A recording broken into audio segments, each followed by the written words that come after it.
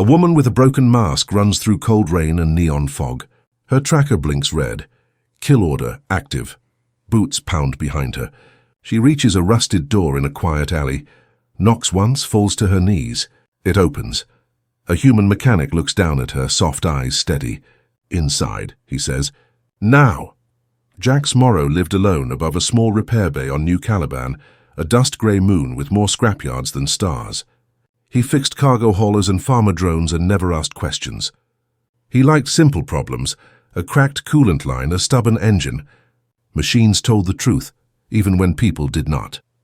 On that rain-slick night, trouble came wrapped in a wet cloak and a cracked ceramic mask. She stumbled into the bay, breathing in short, sharp bursts. He caught her by the shoulders before she fell. Her skin was colder than the rain. "Sit," Jax said, guiding her to a bench near the furnace. "I'm Jax," she said nothing. Her eyes scanned the corners, measuring exits, counting tools that could become weapons. Her hand hovered near her hip where a holster should be. She had lost her gun. Jax went to the med kit, set it on the table, and knelt to unclip her forearm bracer. She flinched like a wild animal, and he held his hands up. "I need to stop that bleed." The woman tilted her head. He saw blood slipping from a narrow wound along her ribs. She nodded once, stiff. He cut away the soaked cloth. Under the torn cloak was a bodysuit with fibers like midnight steel, now punctured and clinging. The wound had a neat entry. Whoever shot her did not miss often. "Pulse shot," Jax said. "Clean hole, dirty edges." She watched his hands. They were big, careful hands. The hands of someone who put things back together. He flushed the wound and sealed it with polymer, his touch steady. She did not wince. When he set down the applicator, she reached for the cracked mask. He almost stopped her, then let her do it. She lifted the ceramic away. She was young and not young. Her face had the calm lines of someone who had decided many endings. A thin scar ran from left temple to jaw, a pale lightning branch. Her eyes were silver-gray, unreadable. "You know who I am," she said. Jax hadn't looked at his wall screen yet. He didn't need to. He had heard her voice before, in fragments of news feeds and bounty warnings that rolled across every port in the rim. The Orchid, they called her. The galaxy's most dangerous assassin. Cold, precise, no recorded misses. "That depends," Jax said, and gently pulled the cloak over her shoulders. "Who are you when you're not bleeding on my floor?" Her gaze flicked to the shop doors. He kept them locked. He had bolted them when she came in. Outside, rain whispered. Farther away, heavy boots sloshed through puddles. She turned back to him. "Call me Kira," she said. "All right, Kira, you need rest and heat. And food. Bounty hunters are 12 minutes behind me," she said. "Maybe less." Jax looked at the old clock over the door. It ticked slow. "Then we have 11 minutes to plan." He stood and pressed the shop intercom. The already dim lights slid to a low amber. He moved a crate over a floor panel, then rolled back the crate to reveal a hatch with old grease stains around the hinge. "You hide people?" Kira asked. "No," Jax said. "I hide power cells, illegal salvage, and sometimes myself." "But I can hide you." She did not move. "Why help me?" Jax wiped rain from his jaw with the back of his wrist. He had a small white line on his cheek, an old burn from an engine backfire. "Because you knocked on my door," he said. "And because you're hurt." Kira studied him for a beat longer, then slid down into the crawlspace. He closed the hatch, dragged the crate back over the seam, and swept a scattering of bolts across the floor to disguise the tracks. He took a long breath, then went to his front doors and switched on the slow-spinning open sign. He didn't have to wait long. 3 figures strode in. 2 were armored in cheap ceramic plates and wet ponchos. The third wore a sleek dark coat and a visor that mapped the room with a soft hum. "Evening," Jax said, standing behind the counter. "Shop's closed except for emergencies." "You got an emergency?" "Bounty priority," the visor man said. His voice held the tone of someone used to getting what he asked for. "Fugitive ran this direction, female, dangerous. You see her?" Jax scratched his jaw as if trying to remember a detail about a carburetor. "Rain makes ghosts out there," he said. "You sure she came this way?" "Her blood trail says yes." The visor tilted. "You alone?" "Always," Jax said. They fanned out. One checked the back. Another leaned into the tool bay. The visor man stepped closer to Jax. He smelled like clean metal. "Funny," he said. "You don't seem surprised." "I don't get surprised much," Jax said. "Engines break. Ships lie. People hunt each other for coins and call it justice." What's to be surprised about? The visor man smiled without teeth. Then he moved fast, much faster than a normal man, reaching across the counter to grab Jax by the collar. Jax let his body go slack as if stunned. In the same motion, he hit the hidden breaker under the shelf. Across the bay, the magnetic crane snapped alive with a heavy thump, jerking a scrap hauler chassis off its rack. It swung like a pendulum into the second hunter's chest plate, knocking him back. The first hunter shouted and raised his rifle. Jax slammed an elbow into the visor man's arm and dropped low. The rifle fired, spraying pulse light across the ceiling. Jax rolled, snatched the coil wrench he kept under the counter, and flung it at the switch for the bay door. The outer doors roared open like a throat. Rain roared in. Kira moved like a shadow. She had slipped the hatch at the first thump, silent as spilled ink. She rose behind the first hunter and tapped his neck with 2 fingers. He convulsed and fell, weapon clattering. The visor man spun, his visor mapping her shape. He fired again. She was no longer there. Jax heard the shots and reached for the emergency hood. He yanked it down over the workbench. Sparks died under the shield. Kira ghosted past him, eyes flat calm, body a line of intent. She disarmed the second hunter with a twist that looked almost gentle, then kicked his knee sideways. Bone popped. The visor man realized too late that the hunt had turned. He backed toward the rain. Kira followed him, measured steps, every angle clean. "Stop," Jax said, breath hard. "Don't kill him here." For the first time, Kira looked at him, truly looked. Something passed over her face, annoyance, calculation, a flicker of respect. Her hand paused inches from the visor man's throat. Her fingers flexed once. "Tell your client you lost her trail in the storm," Jax said to the visor. "Tell them you found me instead. Tell them I kicked your pride so hard it fell out of your mouth." The visor man swallowed. He had seen killers. He had been one. But the woman in front of him was something else. And the human beside her, this mechanic with rain in his hair and steadiness in his voice, was a different kind of danger. The visor man nodded. They left. The rain swallowed them. Jax shut the doors and slid the bolts. He let out a breath. His heart was a fist in his chest. He turned to Kira. "You didn't kill them," he said. "You told me not to," she said. Her voice was cool. But in her eyes a very small question opened. "Why did I listen?" Jax cleaned the scattered bolts.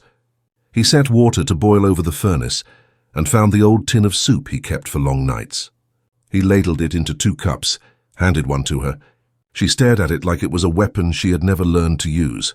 "It's hot," he said. She sipped. It was simple and salty and good. Something in her shoulders loosened. "You're bleeding again," he said, and she let him check the seal. He added a second layer of polymer and wrapped a soft band around her ribs. "You're not afraid of me," she said. "Of course I am," Jax said, and smiled a little. "But fear can stand next to kindness." Silence stretched. Outside, the rain settled into a soft hiss. At last she said, "They call me the orchid because I end things delicately." "I figured it was because you're rare," Jax said, her mouth tilted. Not quite a smile. "Do you know what an orchid does in a harsh climate?" "Survives anyway," he said. Her gaze flicked toward the window where the neon sign made a faint halo in the fog. "You should throw me out," she said. "You should tell me to walk into the rain and vanish." "Maybe," Jax said. "But I won't." "Why?" "Because somebody once hid me," he said, and the words surprised even him. He had not talked about that day in years. Long time ago. I was on the wrong side of a blockade. Wrong uniform. A doctor pulled me under a hospital bed and told the soldiers there was no one left alive. He saved me. After the war, I learned to fix things because I couldn't fix that debt. But I can pay it forward. Kira listened without moving. "Your doctor, did you ever find him again?" "No," Jax said. "But I try to be like him when it matters." She set the cup down. "It matters now," she said. "For both of us." She stayed. At first, she stayed because she was hurt and needed a place to heal. Then she stayed because hunters knew the moons better than she did, and she needed a guide who understood when to turn a corner and when to vanish. And then, almost without noticing, she stayed because the quiet around Jax's workshop was a kind of medicine no one had ever given her before. Days fell into a stranger rhythm. Jax worked on a cargo skiff's cracked intake, while Kira sat on the bench, stripping and rebuilding a pulse pistol with careful hands. She did not keep the pistol loaded. He noticed that. He noticed other things, too. How she smelled bolts before she touched them to check for ozone. How she always sat with her back to a beam, never a window. How she slept with one hand on her boot, where a knife should be, even when there was no knife there to hold. At night, Jack showed her the stars he tracked on an old projector. "This one is Vela," he said, drawing a line. "Hot blue. Ships slingshot around her in summer. This one's a red wanderer. Gets lost. Finds its way back, like me," she asked, dry. "Like both of us," he said. Once, while adjusting a welding mask on her, Jax brushed the scar on her jaw. She didn't flinch. But later, she touched the edge of the scar the way her fingers touched the mouth of a cup before drinking.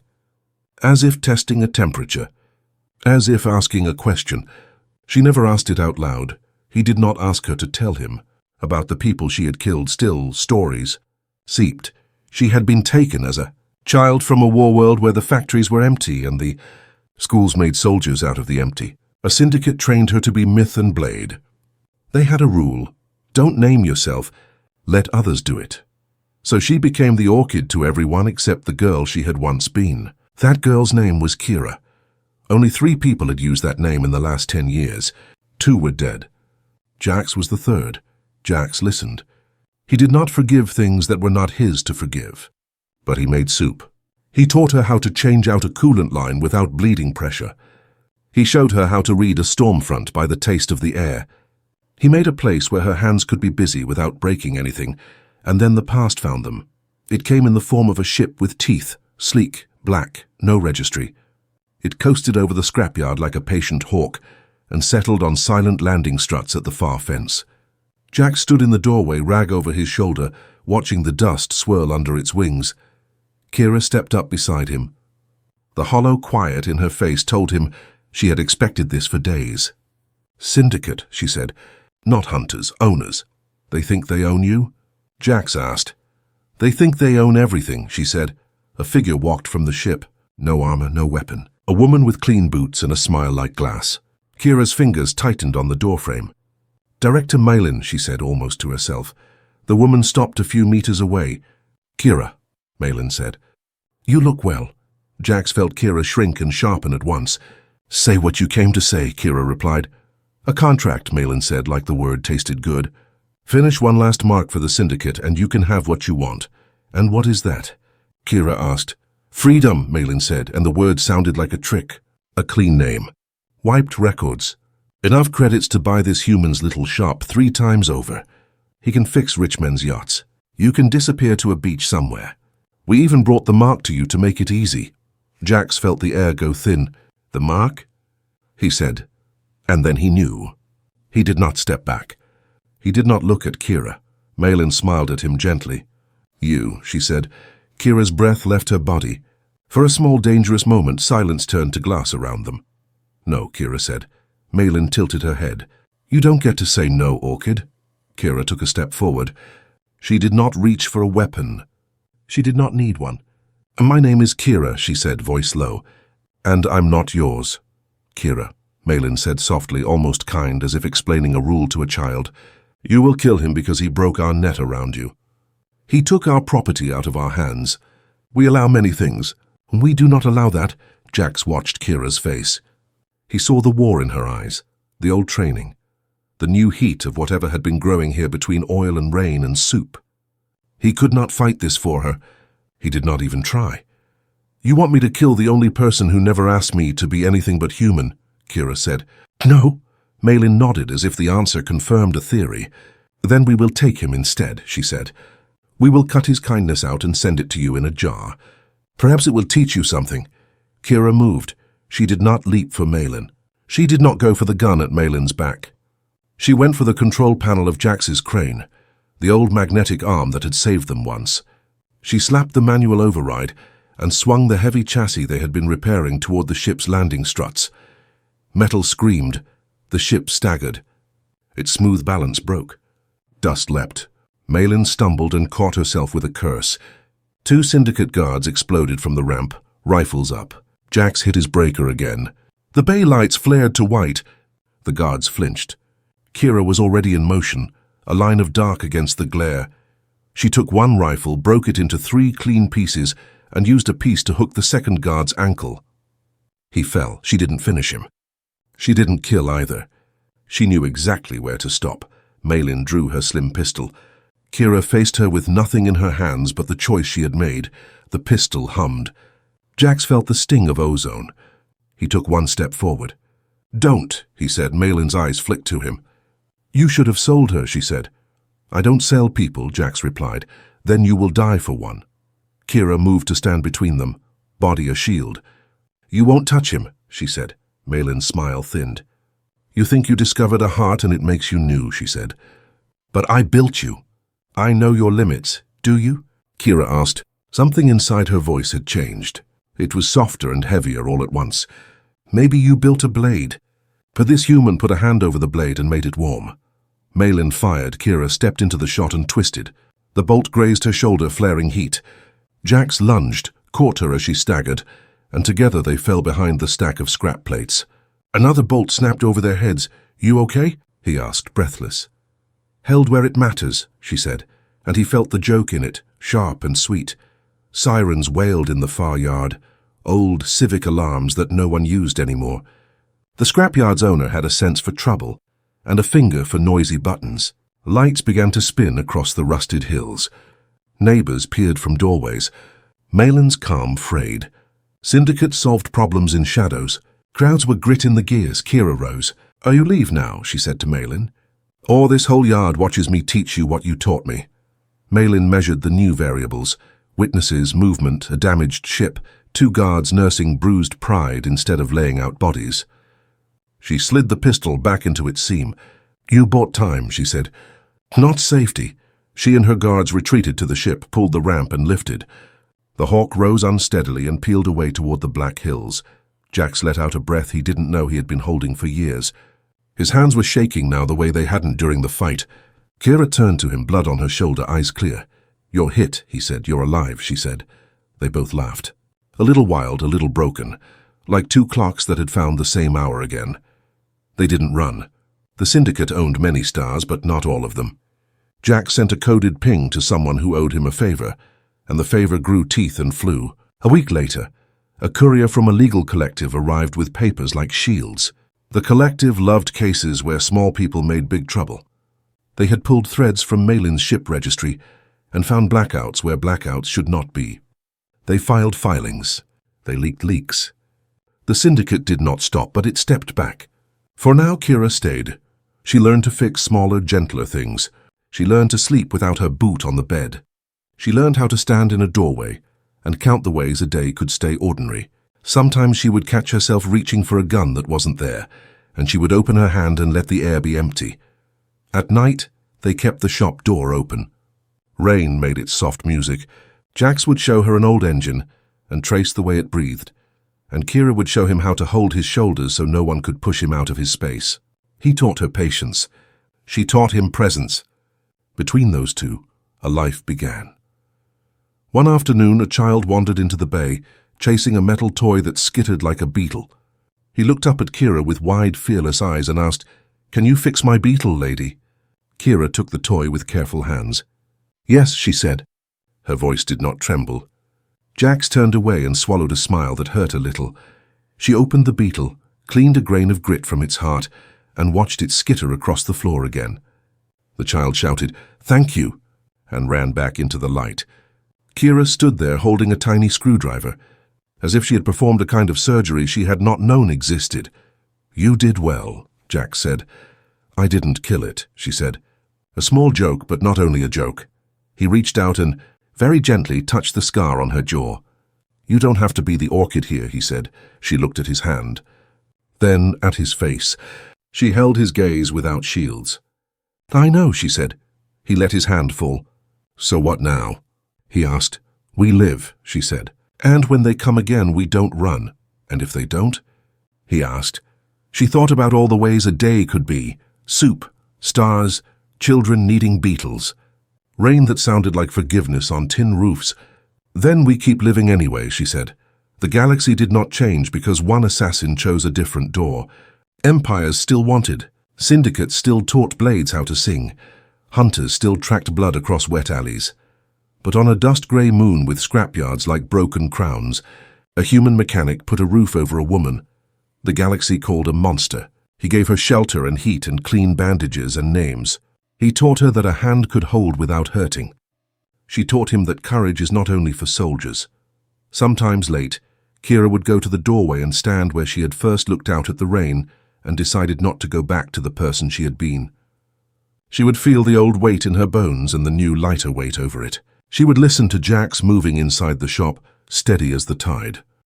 One night, under a sky scrubbed clear of cloud, Jax brought the projector onto the roof. He laid a blanket on warm metal and set 2 cups between them. The stars came out in a quiet riot. There, he said, pointing. The Red Wanderer. Finally found home for a while. Kira followed his finger. Her eyes softened. The scar on her jaw looked less like lightning and more like a map. Tell me its story, she said. Jax smiled sidelong. Once a star couldn't find where it belonged, he said. So it kept moving. Not fast, just steady. It passed 1,000 cold places. It warmed none of them. Then one day it drifted over a small moon, where the people were tired of being cold. And for a while it stayed. Not because it was trapped, because it wanted to be there. Kira watched the red point. Maybe it stays because someone there keeps a door open, she said. Maybe, Jax said. She leaned back on her elbows, face to the sky. Do you ever wonder if I can be something else? Not a blade, not even a legend, just a person who fixes things that break. Jax looked at her, at the way her question hung like breath in winter. He did not answer with promises he couldn't keep. He pointed to the scattered tools around them. Kira, he said, everything breaks. That's not the shame. The shame is not letting it be fixed. Her hand found his. It was not a dramatic gesture. It was as practical as a wrench and just as strong. Below them, the moon turned on in small human lights. Somewhere a child laughed. Somewhere a ship burped fuel through rusted filters and coughed itself awake. Somewhere far away, a syndicate drew a red circle around a name and called it Destiny. Up on the roof, Kira and Jax watched the Red Wanderer hold its place. If hunters came tomorrow, they would face them together. If peace held, they would pour soup and fix beetles and teach old machines to breathe. The galaxy's most wanted assassin had a new most wanted. A quiet life full of ordinary days, defended with the same fierce skill she once spent on death. The first time she slept without the boot on the bed, Kira dreamed of rain without fear inside it. When she woke, Jax was already downstairs, humming to an engine in a voice that knew how to soothe stubborn hearts. She stood in the doorway and listened. 10 seconds that had once opened like a wound now opened like a door. She walked through and did not look back.